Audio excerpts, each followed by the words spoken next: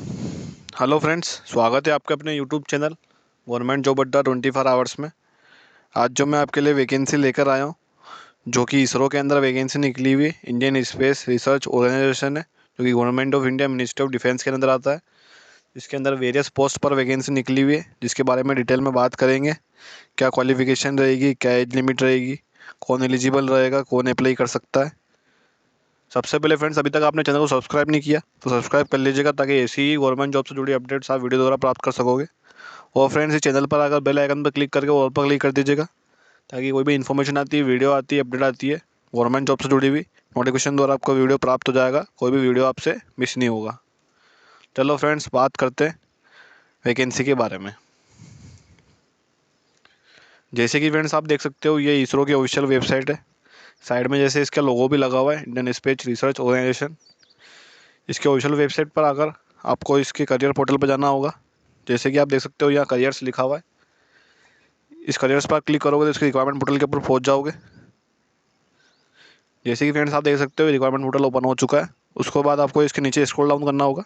उसके बाद आपको दिखाई देगा advertisement for the research scientist आरएस्ट in the junior fellows, research fellows, JRFs. Advertisement number भी दिया गया है, जिसके 18 मार्च 2024 से फॉर्म स्टार्ट है। इस पर आप क्लिक करोगे तो नोटिफिकेशन आपका डाउनलोड हो जाएगा।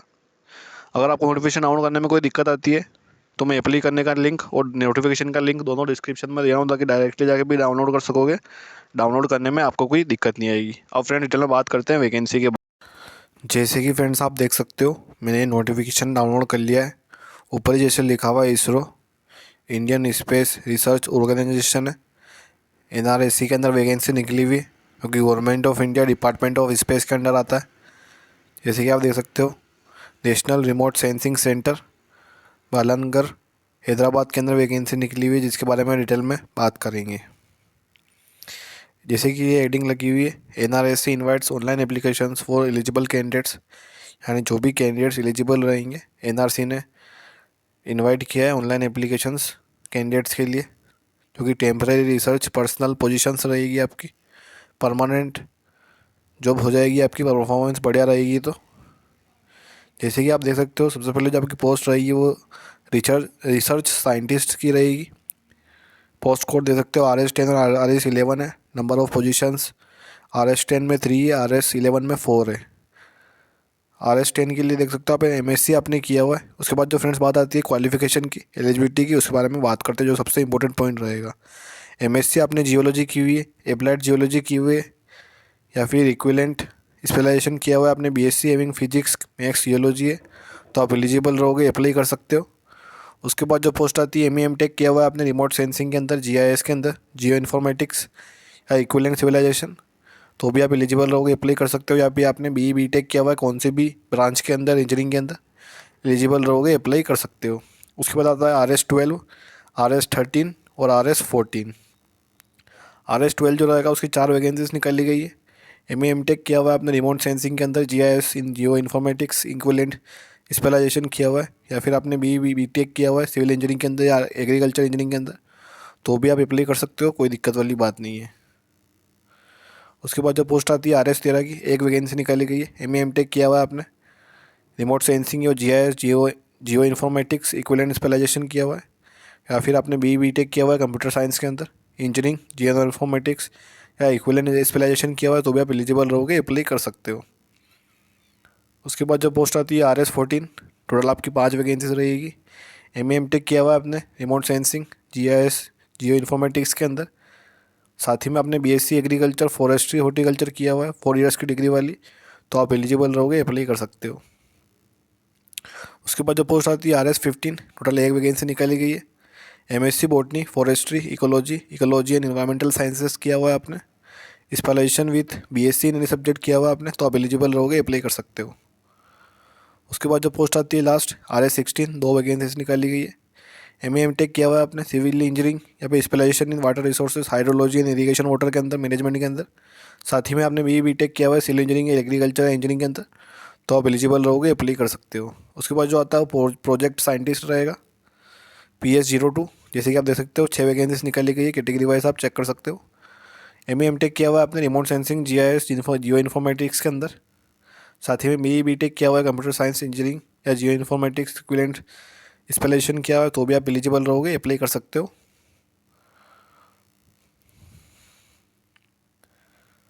उसके बाद जो पोस्ट आती है वो प्रोजेक्ट साइंटिस्ट बी की आएगी, PSB-01।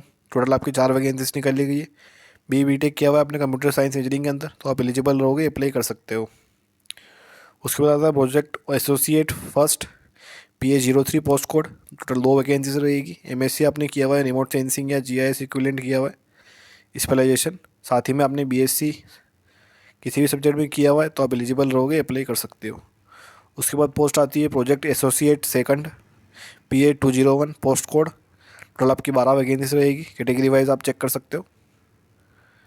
MA/MTech आपने किया हुआ है जियो इन्फॉर्मेटिक्स इक्विवेलेंट, साथ ही में BE/BTech किया हुआ है कंप्यूटर साइंस इंजीनियरिंग के अंदर जियो इन्फॉर्मेटिक्स के साथ में तो आप एलिजिबल रहोगे। साथ ही में 2 साल का एक्सपीरियंस मांगा गया है इसके अंदर। Research and development industrial and academic institutions of science technology organisation and scientific activities and services. उसके बाद जो पोस्ट आती है जूनियर रिसर्च फेलो की, JRF, एक वैकेंसी निकाली गई है। MA/MTech किया हुआ है अपने सिविल इंजीनियरिंग के अंदर, यहाँ पे स्पेशलाइजेशन किया हुआ है। साथ ही में आपने वाटर रिसोर्सेज इक्विवेलेंट स्पेशलाइजेशन किया हुआ है। साथ ही में आपने BE/BTech किया हुआ है सिविल इंजीनियरिंग या एग्रीकल्चर इंजीनियरिंग में तो आप एलिजिबल रहोगे, अप्लाई कर सकते हो। उसके बाद जो पोस्ट आती है वो रहेगी आपकी JRF-14, एक वैकेंसी निकाली गई है।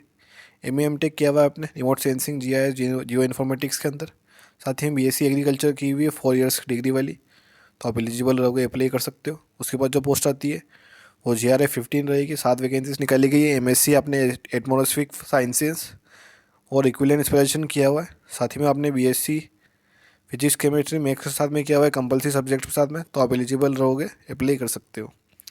उसके बाद जो पोस्ट आती है JRF-16 रहेगी। 6 वैकेंसीज निकाली गई है।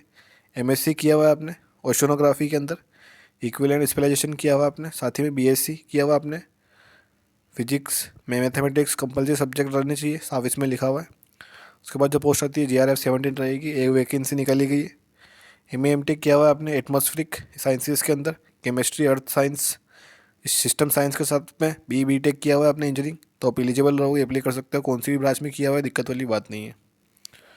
उसके जब बाद जो पोस्ट आती है वो JRF-18 रहेगी। टोटल एक वैकेंसी निकलेगी। MSc की हुई आपने एटमॉस्फेरिक साइंसेस के साथ में, या फिर आपने मेट्रोलॉजी और इक्विवेलेंट स्पेशलाइजेशन किया हुआ है BSc physics mathematics compulsory subject है तो भी आप एलिजिबल रहोगे, अप्लाई कर सकते हो। उसके बाद जो पोस्ट आती है JRF-19, टोटल एक वैकेंसी निकाली गई है। MSc एग्रोमेट्रोलॉजी किया हुआ है आपने, इक्विवेलेंट स्पेशलाइजेशन किया हुआ है, साथ में BSc एग्रीकल्चर किया हुआ है 4 इयर्स का तो एलिजिबल रहोगे, अप्लाई कर सकते हो। उसके बाद जो पोस्ट आती है JRF-20, टोटल 3 वैकेंसीज निकाली गई है। MA/MTech किया हुआ है आपने एटमॉस्फेरिक साइंसेस के साथ में, साथ ही में इक्विवेलेंट स्पेशलाइजेशन किया हुआ है आपने BE/BTech किया हुआ है। कौन सी भी ब्रांच में इंजीनियरिंग की हुई BE/BTech एलिजिबल रहोगे, अप्लाई कर सकते हो।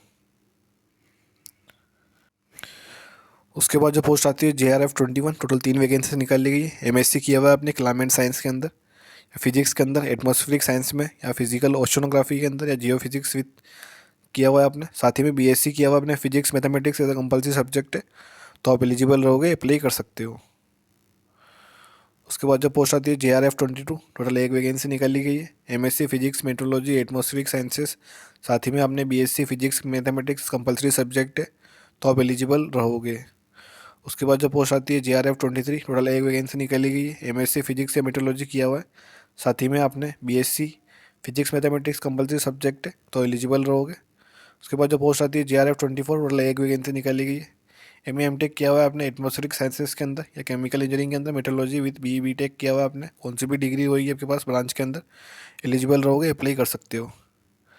जैसे कि इसमें बात मेंशन की गई है, पोस्ट ग्रेजुएट डिग्री आपने ली हुई है। Course selected through a process described through any one of following scholars who are selected through national eligibility test CISR UGC NET including lectureship assistant professorship and gate.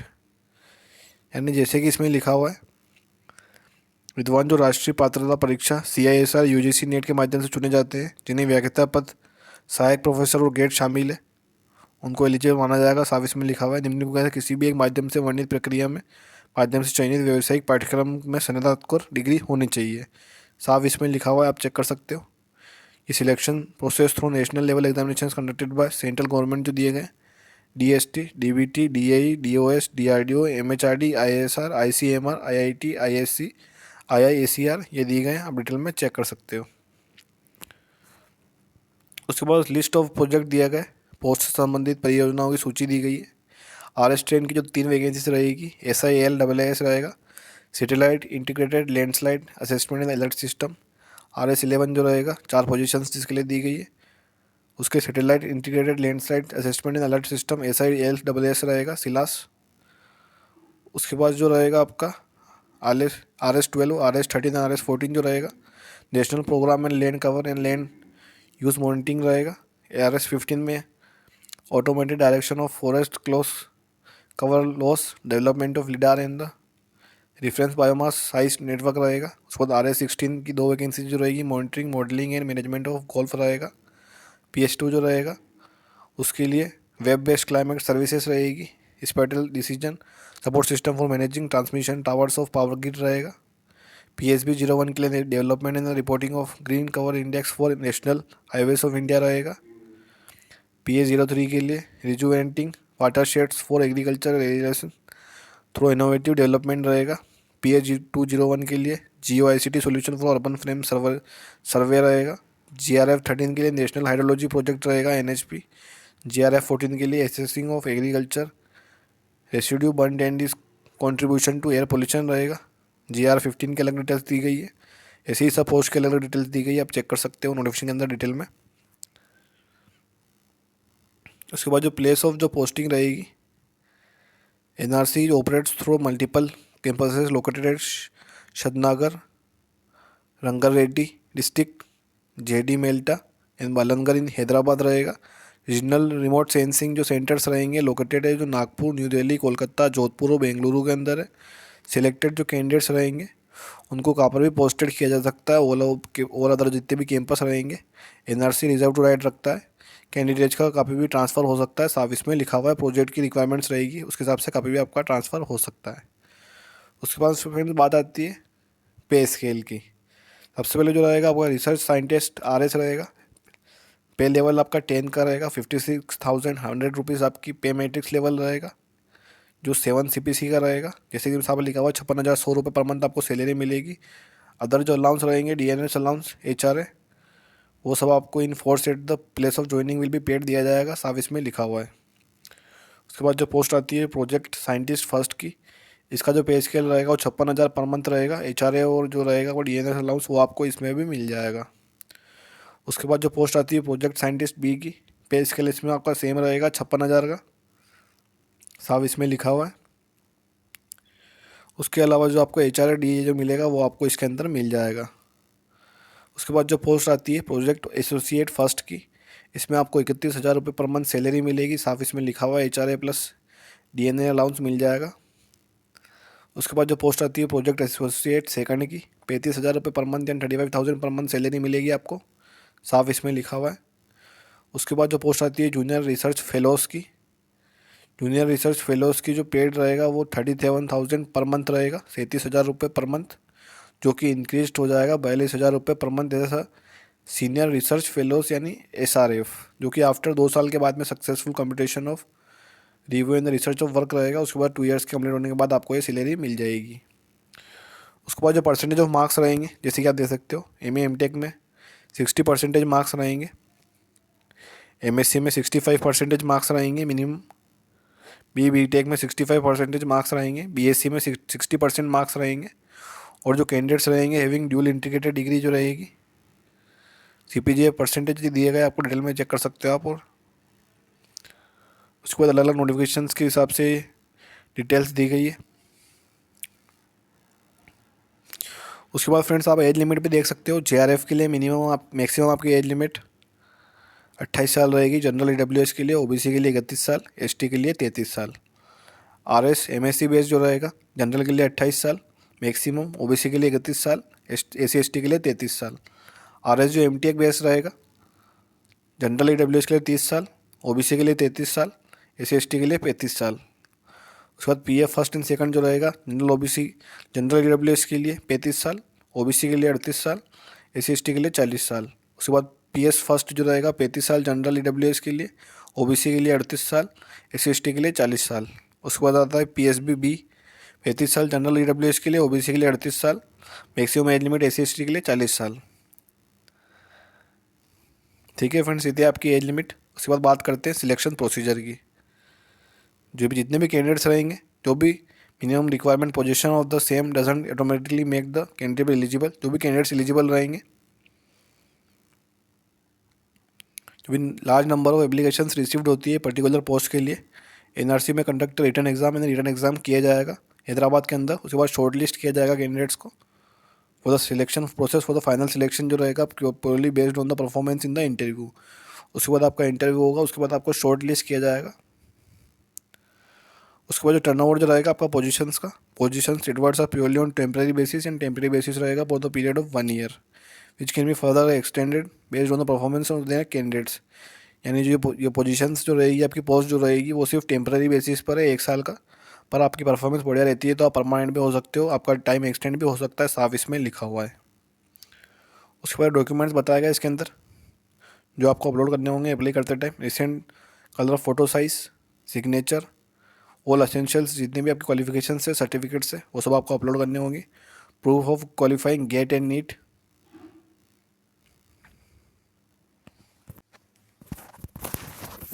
उसके बाद आपको apply कैसे करना है, हाउ टू अप्लाई, जैसे कि दे सकते हो एप्लीकेशन जो रहेंगे रिसीव्ड ओनली ऑनलाइन रहेगा, सिर्फ आपका अप्लाई करने का मोड ऑनलाइन रहेगा, कोई भी आपका ऑफलाइन मोड नहीं रहेगा। जैसे कि आप इसमें देख सकते हो, इसकी ऑफिशियल वेबसाइट पे जाना होगा जहाँ पे आपको रजिस्ट्रेशन करना होगा, www.nrsc.gov.in पे जाकर। स्टार्टिंग डेट जैसे कि दी गई है फॉर्म अप्लाई करने की 18 मार्च 2024 रहेगी। लास्ट डेट रहेगी आपकी 8 अप्रैल 2024। एप्लीकेशन ऑनलाइन इन्वाइट की गई है, साफ इसमें लिखा हुआ है। NRC की वेबसाइट पर जाकर आपको सब करना होगा पेमेंट।